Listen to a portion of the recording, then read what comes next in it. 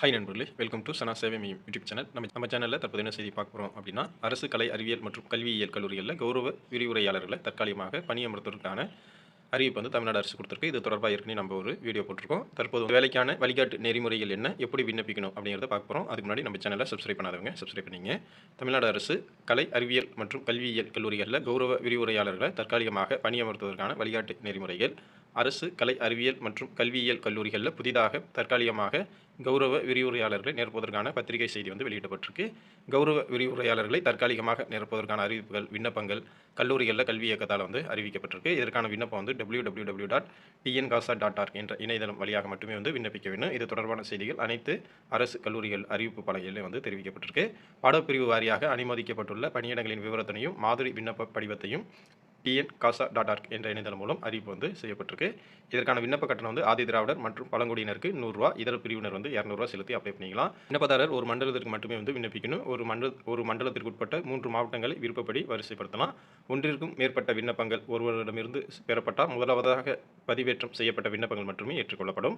தகுதியுடையவர்கள் தங்களது பாஸ்போர்ட் அளவில் உள்ள புகைப்படத்துடன் முதுகலை, முனைவர், செட்டு, ஸ்லெட்டு, நெட்டு ஜேஆர்எஃப் ஆகிய சான்றிதழ்கள் மற்றும் விண்ணப்பத்தில் கோரப்பட்டுள்ள சான்றிதழ்களின் நகல்களுடன் tncasa.org என்ற இணையதளத்தில் பதிவேற்றம் செய்து விண்ணப்பிக்கணும்.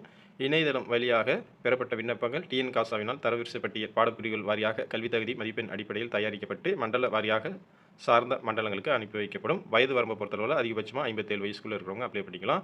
குறைஞ்சபட்ச கல்வி தகுதி முதுகலை பட்டத்தில் குறைஞ்சபட்ச மதிப்பெண் 55% பெற்றுக்கணும். ஆதி திராவிட பழங்குடியினர், பிற்படுத்தப்பட்டோர், மிகவும் பிற்படுத்தப்பட்டோர், மாற்றுத்திறனாளி பிரிவினர் ஆகியோர் 50% மதிப்பெண்கள் வந்து பெற்றிருந்தால் போதுமானது. உடன் PhD அல்லது நெட்டு, ஸ்லெட்டு, செட்டு ஏதேனும் ஒரு தகுதி வந்து பெற்றிருக்கணும். கௌரவ விரிவுரையாளர்கள் தங்களின் கல்வி தகுதியின் அடிப்படையில் கீழ்கண்டவாறு கல்வியில் மதிப்பீடு 85% மதிப்பெண்கள் மற்றும் நேர்முக தேர்வு 15% மதிப்பெண்கள் ஆகியவற்றில் அதிகபட்ச மொத்த மதிப்பெண்கள் 100 அடிப்படையில் தேர்வு செய்யப்படுவாங்க. மேலும் அரசின் வழக்கமான இடஒதுக்கீடு முறையை வந்து பின்பற்றப்படும். தற்காலிகமாக பணியமர்த்தப்படும் கௌரவ விரிவுரையாளர்களுக்கு அந்த கல்வியாண்டில் மட்டும் 11 மாதங்களுக்கு தற்காலிகமாக பணியமர்த்தப்படுறாங்க. அவர்களுக்கு மாதாந்திர தொகுப்பூதியம் வந்து ₹25,000 வந்து வழங்கப்படும்னு சொல்லியிருக்காங்க. மண்டல வாரியாக தேர்வுக்குழு கீழ்காணும் உறுப்பினர்களை கொண்டு அமைக்கப்படும். முதல்வர் நிலை 1, பட்டியல் இனத்தை சார்ந்த முதல்வர் நிலை 1 அல்லது நிலை 2 அல்லது மூத்த இணை பேராசிரியர். அந்த அடிப்படையில் பாட வல்லுநர் வந்து பாட வல்லுநர் 1 இணை பேராசிரியர் நிலைக்கு குறையாமல் இருக்கணும். பாட வல்லுநர் 2 இணை பேராசிரியர் நிலைக்கு குறையாமல் இருக்கணும் அப்படின்னு சொல்லியிருக்காங்க. கல்வி தகுதிக்கான மதிப்பெண் அடிப்படையில் ஒவ்வொரு மண்டலத்திற்கும் உரிய தரவரிசை பட்டியலில் பாடவாரியாக 1:3 என்ற விகிதத்தில் தேர்வு செய்யப்பட்டவர்களுக்கு நேர்காணலுக்கான அழைப்பு கடிதம் வந்து மின்னஞ்சல் வாயிலாக அனுப்பப்பட்டு tncasa இணையதளம் மூலம் வெளியிடப்படும். தேர்வு செய்யப்பட்டவர்கள் இணையத்தில் விண்ணப்பித்த அனைத்து அசல் கல்வி சான்றுகளுடன் சார்ந்த மண்டலங்களில் உள்ள மையங்களுக்கு நேர்காணலுக்கு வந்து அழைக்கப்படுவாங்க. தேர்வு குழுவினரால் நேர்காணலில் வழங்கப்பட்ட மதிப்பெண்களுடன் கல்வி தகுதிக்கான மதிப்பெண்களும் சேர்ந்து மொத்த மதிப்பெண்களின் அடிப்படையில் இறுதி தேர்வு பட்டியல் பாடப்பிரிவுகள் வாயிலாக தயாரிக்கப்படும். காத்திருப்போர் பட்டியலும் பாடப்பிரிவுகள் வாரியாக தயாரிக்கப்பட்டு தேர்வு குழுவினரின் கையொப்பத்துடன் tncasa இணையதளத்தில் பதிவேற்றம் செய்யப்படும். ஒன்றுக்கும் மேற்பட்ட நபர்கள் ஒரே மதிப்பெண் பெற்றிருந்தால் அவர்களுடைய பிறந்த தேதியின் அடிப்படையிலும் அவையும் ஒத்திருப்பின் பதிவு எண் அடிப்படையிலும் முன்னுரிமை வழங்கப்படும். தேர்வு செய்யப்பட்டவர்களுக்கு சார்ந்த மண்டல கல்லூரி கல்வி இணை இயக்குநரால் tncasa இணையதளம் மூலம் பதிவேற்றம் செய்யப்படும். தேர்வு கடிதத்தினை விண்ணப்பதாரர்கள் தங்களுடைய உள்நுழைவு பயனாளர் குறியீட்டினை பயன்படுத்தி பதிவிறக்கம் செய்து கொள்ளுமாறு கேட்டுக்கொள்ளப்படுகிறது. தேர்வு செய்யப்பட்ட நபர்கள் 5 வேலை நாட்களுக்குள் சார்ந்த கல்லூரிகளில் பணியில் சேர்ந்துடணும். அவ்வாறு பணியில் சேரவில்லை என்றால் தேர்வு செய்யப்பட்ட நபர்களுக்கான தெரிவு ஆணை வந்து ரத்து செய்யப்பட்டு அக்காலி பணியிடத்தில் காத்திருப்போர் பட்டியலில் இருந்து விதிமுறைகளின்படி தேர்வு செய்யப்படும். தற்காலிகமாக பணியமர்த்தப்படும் கௌரவ விரிவுரையாளர்கள் தொகுப்பூதிய அடிப்படையில் நடப்பு கல்வியாண்டின் இறுதி நாளான 30 ஏப்ரல் வரை பணியமர்த்தப்படுவாங்க. தற்காலிகமாக பணியமர்த்தப்படும் கௌரவ விரிவுரையாளர்கள் முறையாக நியமனம் செய்யப்படும் உதவி பேராசிரியர்கள் பதவியேற்கும் நாள் அன்றோ அல்லது இடமாறுதல் மூலம் அப்பணியிடம் நிரப்பப்பட்டாலோ இவற்றில் எது முன்னர் நிகழ்கிறதோ அன்று தற்காலிக கௌரவ விரிவுரையாளர்கள் பணிவிடுப்பு செய்யப்படுவார்கள் என்ற விவரம் வந்து பணியமர்த்தப்படும் நாளன்று கௌரவ விரிவுரையாளர்களிடம் தெரிவிக்கப்பட வேண்டும். தற்காலிக கௌரவ விரிவுரையாளர்களை பணியமர்த்தும் வகையில் மேற்கூறப்பட்ட நெறிமுறைகள் தவறாது கடைபிடிக்கப்பட வேண்டும் என்றும் எவ்வித புகாருக்கும் இடமளிக்காமல் அவர்கள் பணியமர்த்தப்பட வேண்டும் என்றும் சார்ந்த மண்டல கல்லூரி கல்வி இணை இயக்குநர்கள் கேட்டுக்கொள்ளப்படுறாங்க. கௌரவ விரிவுரையாளர்களை பணியமர்த்துவதில் ஏதேனும் தவறுகள் ஏற்படின் தொடர்புடைய மண்டல கல்லூரி கல்வி இணை இயக்குநரே பொறுப்பாவார் என்பதால் கவனமுடன் பணியமர்த்துமாறு தெரிவிக்கப்படுகிறது. நிர்வாக நலன் கருதி பணியமர்த்தப்படும் கௌரவ விரிவுரையாளர்கள் ஏதேனும் பிரச்சனை ஏற்படின் உரிய விசாரணை குழு பரிந்துரையின் அடிப்படையில் பரிசீலனையில் பணியிலிருந்து விடுவிக்க சார்ந்த கல்லூரி முதல்வருக்கு அதிகாரம் உண்டு என்று தெரிவிக்கப்படுகிறது.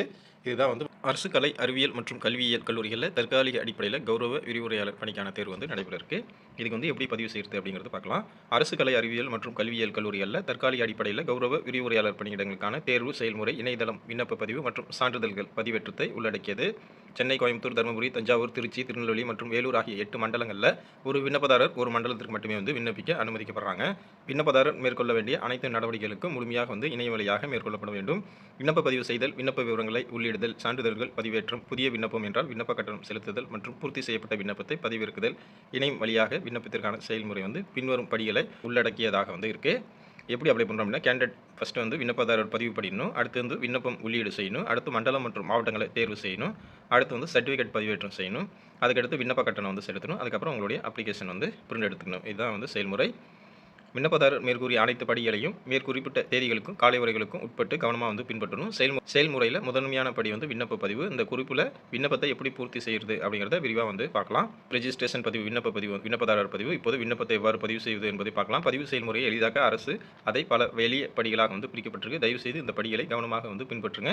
முதல்ல வந்து அதிகாரப்பூர்வ இணையதளத்தில் tnkasha.org தற்சமயம் வந்து பின்பற்றணும். இப்போது கீழே காட்டப்பட்டுள்ளபடி வலைப்பக்கம் வந்து உங்களுக்கு வந்து காட்சியளிக்கும். நியூ ரெஜிஸ்ட்ரேஷன் என்பதை வந்து நீங்கள் கிளிக் செய்யணும். உங்கள் கணினியில் பின்வரும் வலைப்பக்கம் வந்து உங்களுக்கு தோன்றும். இதில் வந்து புதிய பதிவு பிரிவில் செய்ய வேண்டிய முக்கியமான நடவடிக்கை வந்து உங்களுக்கு காட்சியளிக்கும். உங்களுடைய name of the candidate, email ID, create password, confirm your password, mobile number கொடுத்துட்டு ஜெனரேட் ஓடிபி அப்படின்னு கொடுத்தீங்கன்னா ஒரு ஓடிபி வரும். அந்த ஓடிபியை வந்து இதில் டைப் பண்ணிவிட்டு சப்மிட் கொடுத்துடணும். உங்களுக்கு வந்து இந்த மாதிரி கம்ப்ளீட் ஆயிடுச்சு அப்படிங்கிற மாதிரி வரும். இதில் வந்து உங்கள் அப்ளிகேஷன் நம்பர் ஒன்று கொடுப்பாங்க. அதை நீங்கள் நோட் பண்ணி வச்சுக்கலாம். உங்கள் பதிவு செய்யப்பட்ட மொபைல் எண்ணுக்கு இப்போது உங்கள் மின்னஞ்சல் ஐடி மற்றும் கடவுச்சொல் SMS மூலம் வந்து அனுப்புவாங்க. இதற்கு பிறகு நீங்கள் எப்போதும் உங்கள் மின்னஞ்சல் ஐடி மற்றும் கடவுச்சொல் பயன்படுத்தி இணையதளத்தில் லாகின் செய்யலாம். லாகின் பண்ணிட்டீங்க அப்படின்னா இதே தான் வந்து முகப்பு தோற்றம் வந்து இந்த அடிப்படையில் தான் வரும்.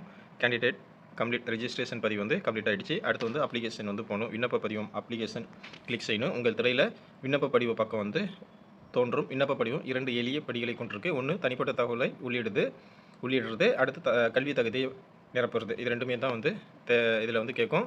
மெத்தடில் தான் வந்து உங்களுக்கு வந்து டிஸ்பிளேயில் காட்டும்.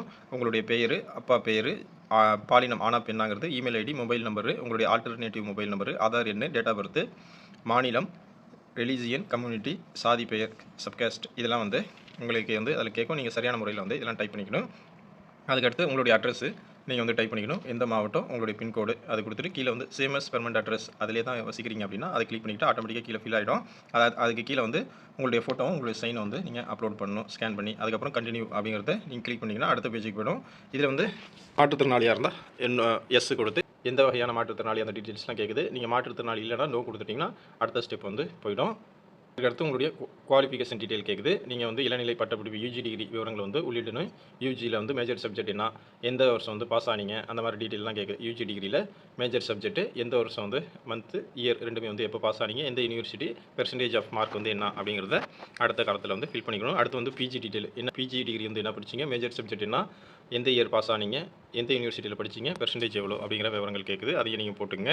அடுத்து வந்து நெட் எக்ஸாமில் நீங்கள் தேர்ச்சி பெற்றவங்களா இருந்தால் அந்த டீட்டெயில் வந்து போட்டுக்கணும். மேஜர் சப்ஜெக்ட் என்ன, பாஸ் அவுட் எப்போ, யூனிவர்சிட்டி எந்த யூனிவர்சிட்டி, உங்களுடைய கிரேட் என்ன அப்படிங்கிற டீட்டெயில்ஸும் நீங்கள் வந்து அதில் போட்டுக்கணும். அதுக்கப்புறம் ஜேஆர்எஃப் தேர்ச்சி பெற்றவங்க அதே போல் தான் முதன்மை பாடம் வந்து என்ன, எந்த வருஷம் வந்து பாஸ் அவுட் ஆனீங்க அப்படிங்கிற விவரங்கள் கேட்குது. அதுவும் வந்து நீங்கள் போட்டுக்கலாம். அனைத்து விவரங்களையும் வந்து நீங்கள் டைப் பண்ணதுக்கப்புறம் முன்னோட்டம் மற்றும் சமர்ப்பிக்கவும் அப்படின்னு இருக்கும். ப்ரிவ்யூ அண்டு சப்மிட் அப்படின்னு இருக்கும். அதை வந்து நீங்கள் கிளிக் பண்ணணும். வந்து சப்மிட் செஞ்சதுக்கப்புறம் எந்த மாற்றமும் வந்து செய்ய முடியாது. அதனால் விண்ணப்பம் வந்து சமர்ப்பிக்கிறதுக்கு முன்னாடி ஒரு தடவைக்கு 2 தடவை எல்லா தகவலும் வந்து சரியாக இருக்கா அப்படிங்கிறத பார்த்துங்க. படிவத்தின் 2வது படி வந்து முடிஞ்சிருக்கு. அடுத்து வந்து மண்டலங்கள் மற்றும் மாவட்டங்களை வந்து தேர்வு செய்கிறது. ஒரு மண்டலத்தை தான் வந்து நீங்கள் தேர்வு செய்ய முடியும். சென்னை, கோயம்புத்தூர், மதுரை, தருமபுரி, தஞ்சாவூர், திருச்சி, திருநெல்வேலி, வேலூர். தேர்வு செய்த மண்டலங்களில் இருந்து 3 மாவட்டங்களை வந்து தேர்ந்தெடுத்து நீங்கள் வந்து சப்மிட் கொடுக்கணும்.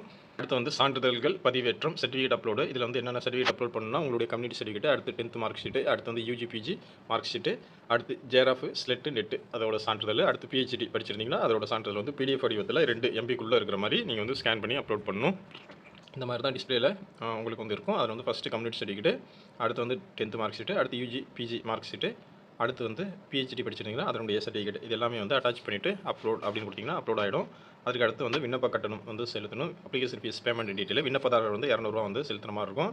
பேமெண்ட் வெரிஃபிகேஷன் இது டீட்டெயில் இந்த அடிப்படையில் தான் வந்து பேமெண்ட் கட்டணும். உங்களுக்கு டிஸ்பிளேல வந்து இந்த மாதிரி தான் வரும். Number, name of the candidate, email ID, phone number, email ID, application fees எவ்வளோங்கிறது வந்துருச்சு.